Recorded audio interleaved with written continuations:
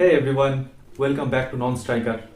তোমরা সকলেই জানো লাস্ট উইক যে আইপিএল এর মেগা অকশন অনুষ্ঠিত হলো। সেখানে প্রত্যেকটি ফ্র্যাঞ্চাইজি তাদের রিকোয়ারমেন্ট অনুযায়ী নিজেদের পছন্দের প্লেয়ারকে দলে নিয়েছে। তো আমরা আজকে চেষ্টা করব যে প্রত্যেকটা টিমের যে ফুল স্কোয়াড সেখান থেকে তাদের বেস্ট 11 বেছে নেওয়ার, এবং প্রত্যেকটা টিমের আমরা একটা রেটিং করারও চেষ্টা করবো যে তারা কিরকম স্কোয়াড বানালো, কিরকম প্লেইং 11 হচ্ছে। তো চলো শুরু করা যাক। তো প্রথমে আমরা কোনটা দিয়ে শুরু করি? Defending champion KKR. লাস্ট সিজনের টেবিল ওয়াইজই হোক তাহলে সেইভাবেই হোক। ডিফেন্ডিং চ্যাম্পিয়ন কেকেআর দিয়ে শুরু। কেকেআর দিয়ে শুরু হোক। বলতো স্কোয়াড অনুযায়ী এমনি প্রথমে বলতে স্কোয়াডটা কেমন লাগলো?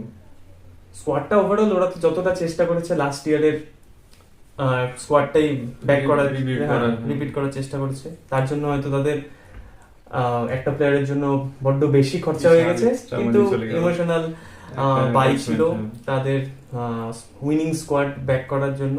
অনেক ভেঙ্কটেশ আয়ার ছাড়াও আরো অনেক 2-3 জন প্লেয়ারের জন্য যেতে চেয়েছিল, কিন্তু সবাইকে হয়তো ফেরাতে পারেননি। তার মধ্যে সবচেয়ে বড় নাম মনে হয় ফিল সল্ট।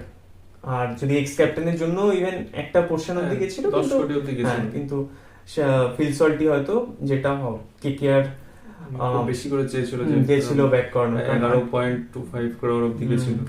কারণ সল্ট একটা বড় ইম্প্যাক্ট রেখেছিল লাস্ট সিজন। কিন্তু তার পরিবর্তে যাকে নিয়েছে সে একজন এক্সপিরিয়েন্স পাই, হয়তো তার প্রাইম এখন নেই, কিন্তু আমার মনে হয় যথেষ্ট ভালোই একজন পারচেস হতে পারে কুইন্টন ডিকক। হয়তো সল্টের মতো অতটা ইম্প্যাক্ট নাও করতে পারে, কিন্তু কুইন্টন ডিককে প্লাস ইডেনের ফার্স্ট পিচে আমি কোনো সময় খারাপ বাই বলতে পারবো না। আর বাকিটা তো সুনীল নারিন আগের বছরও ছিল। ফার্স্ট ডাউন সেকেন্ড ডাউনে আমাদের ডিফারেন্স বলতে আগের বছর শ্রেয়াস আইয়ার, নীতিশ রানা এরা ছিলেন, কিন্তু নীতিশ রানা তো প্রায় হাফের বেশি সিজনে ইনজুরির জন্য বাইরে ছিল। তো সেখানে ভেঙ্কটেশ আইয়ার এমনিও নাম্বার 4-এই খেলতো, ফার্স্ট ডাউনে অঙ্কুরিশকে খেলতে হবে এবার শ্রেয়াস আইয়ারের জায়গায়। তো একজন এই খেলোয়াড়দের জন্য বড় অপরচুনিটি। আমরা প্লেইং 11 এক এক করে বানাবো, কিন্তু তার আগে জাস্ট আমি তোকে একটাই কোশ্চেন করতে চাই যে হু ইজ দ্য ক্যাপ্টেন? আমার মতে ভেঙ্কটেশ আইয়ার এত বড় ইনভেস্টমেন্ট যখন করেছে, Venkatesh Iyer should be the captain. আর তার থেকে বড় কথা, টিমে আর সেভাবে ক্যাপ্টেন্সি অপশন দেখতে পাচ্ছি না অ্যাপার্ট ফ্রম অজিঙ্ক্য রাহানে। অজিঙ্ক্য রাহানে একমাত্র ধর ওই আগের আইপিএল সিজনে কোন টিমের হয়ে ক্যাপ্টেন্সি করার এক্সপেরিয়েন্স রয়েছে। আর আমার মনে হয় না যে 2025 আইপিএল এ অজিঙ্ক্য রাহানে একটা টিমের স্টার্টিং মেম্বার হতে পারে, অ্যাটলিস্ট প্রথমে। কারোর অফ ফর্ম, কারোর ইনজুরি হলে আলাদা ব্যাপার। ওইটাই প্লেইং 11 এ জায়গা পাওয়াটা রাহানের পক্ষে হয়তো একটা ডাউট থেকেই যায়। আর একজন হতে পারে, সেটা হচ্ছে ক্যান্ডিডেট যদি হতে পারে, সেটা হচ্ছে অ্যান্ড্রে রাসেল, যেহেতু আইপিএল এ কোনোদিন ক্যাপ্টেন্সি করে, কিন্তু বাকি ফ্র্যাঞ্চাইজ লিগ গুলোতে সুনীল নারিনও করেছে ক্যাপ্টেন্সি, কিন্তু আমার মনে হয় না যে নারিন বা রাসেল কেভি কেকেআর ম্যানেজমেন্ট ক্যাপ্টেন করবে। তাদেরকে ফ্রি ফ্লোয়িং এখানে খেলতে দেওয়া উচিত একদম। আর ইন্ডিয়ান ক্যাপ্টেন হিসেবে আমার মনে হয় ভেঙ্কটেশ আইয়ারই অপশন হবে এবছর। তাহলে এক এক করে আমরা প্লেইং 11টাই দেখিনি। তাহলে তোর ওপেনার কে হচ্ছে? ওপেনার আমি অ্যাটলিস্ট স্টার্টিং এ সুনীল নারিনকে ব্যাক করব, আগের বছরের এরকম ফর্ম দেখানোর পর। অবশ্যই। তো সুনীল নারিন আর কুইন্টন ডিকক ওপেন করবে।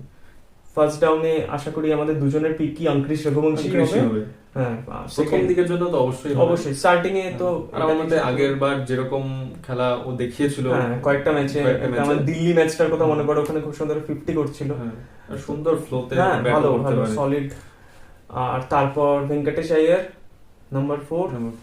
তারপর তো আমাদের লোয়ার মিডল অর্ডার একদম sorted, Rinku Singh, Andre Russell, Ramandeep Singh.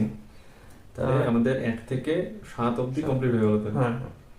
তাহলে তারপর তুই হর্ষিত রানাকে খেলাতে পারিস, কারণ হর্ষিত রানার ডোমেস্টিক ব্যাটিং রেকর্ডও যথেষ্ট ভালো, নাম্বার 8 হিসেবে তো সেঞ্চুরি আছে, ওটাই ব্যাপার। তো আমি হর্ষিত রানাকে রাখবো অ্যাজ আ নাম্বার 8। তারপর একজন যদি ফরেন ফাস্ট বোলারকে খেলাতে হয়, সেখানে আমাদের আন্দ্রিক নোকিয়া বা স্পেন্সার জনসনের মধ্যে একজন। আমি প্রথমে নোকিয়াকে ব্যাক করবো, কারণ একটা আউট এন্ড আউট ফাস্ট বোলারের দরকার টিমে। সেখানে হর্ষিত রানা আর যদি আমি নাম্বার 11 এ বৈভব রাখি, এটা কেউই এক্সপ্রেস বোলার না, তারা সুইং বা লাইন লেন্থে বেশি কনসেন্ট্রেট করে। তো সেখানে আমি আন্দ্রিক নোকিয়াকে দিয়ে স্টার্ট করবো। যদি সেখানে ফর্মের ইস্যু থাকে তাহলে তো Spencer Johnson left hand bowler থাকলো অপশন। এবং আমাদের একটা গুড পিক যেটা বলতে পারি যে উমরান মালিক। হ্যাঁ, যেটা নিয়ে অলরেডি একটা ভিডিও আছে আমার চ্যানেলে।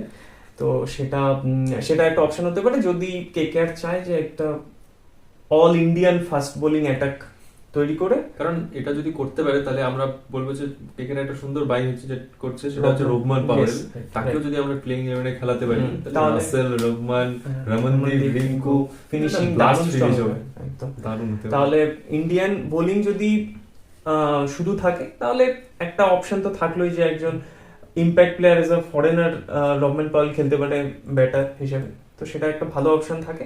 কিন্তু আমার মনে হয় স্টার্টিং এ একজন আনরিক নোকিয়া টাইপ নোকিয়া বা স্পেন্সার জনসনই শুরু করবে। যদি নোকিয়া পুরোপুরি ফিট থাকে তাহলে তো খুবই ভালো কথা। অবশ্যই ফিট নোকিয়া একটা ডাউন Deadly bowler। একদম। এবং ওদের যে সাউথ আফ্রিকান টি-20 লিগ চলছে যে সেখানে সেখানে ভালো ভালো performance ফর্মে রয়েছে। আর তারপর 10 আর 11 তে স্পিনার বরুণ চক্রবর্তী আর চক্রবর্তী আর একজন ফাস্ট বোলার বাই হ্যাঁ, কেকারের যা স্কোয়াড সেখান থেকে মানে খুব তাড়াতাড়ি আমরা প্লেইং 11টা হ্যাঁ, বের করা কারণ যায়, এটা একটা ইয়ে। সেরকম কোনো বড় আউট অ্যান্ড আউট রিপ্লেসমেন্ট নেই যাকে নিয়ে কনফিউশন ক্রিয়েট হতে পারে। কিন্তু কেকারের আমার যতদূর স্কোয়াড দেখে মনে হলো একটাই কনফিউশন থাকতে পারে বা একটা প্রবলেম বলবো না বা উইকনেস বলতে পারি, সেটা হচ্ছে তারা ইম্প্যাক্ট প্লেয়ার হিসেবে কাকে খেলাবে যদি ব্যাটসম্যান দরকার হয়। যদিও এটাও ঠিক যে যদি প্রথম থেকে 3-4 উইকেট পড়ে যায় তাহলে হয়তো মনীষ পান্ডে বা অজিঙ্কা রাহানের মতো কাউকেই ধরার জন্য ওটাই করবে। তাছাড়া একজন লভনিত সিসোদিয়া আছে, সিসোদিয়া গুড বাই। সে যদিও টপ অর্ডার ব্যাটার, সে লেফট হ্যান্ডেড আর অলরেডি লেফট হ্যান্ড হেভি কেকেআরের ব্যাটিং। তাহলে ইম্প্যাক্ট প্লেয়ার হিসেবে ব্যাটার হিসেবে মনীষ পান্ডে বা অজিঙ্ক্য রাহানে, আর যদি বোলার চাই তাহলে একজন উমরান মালিক। যদি ভালো হিটিং, আমি জানি না এখনো সিসোদিয়ার ব্যাটিং সেভাবে আমি অতটা ফলো করার সময় পাইনি, কিন্তু যদি সেরকম হার্ড হিটার হয় তাহলে হয়তো তাকেও খেলাতে পারে। অপশন তো থাকতেই পারে। ওকে, তাহলে তুই কেকেআরের এই যে স্কোয়াডকে তুই কত রেটিং করতে চাই যদি 10 এর মধ্যে রেটিং করতে বলি? আউট অফ 10 আমি কেকেআর কে 7। তো আমি তোর থেকে একটু বেশি দেবো, 7.5 দেবো তাহলে। ওকে, ঠিক আছে, তাহলে কেকেআর কমপ্লিট।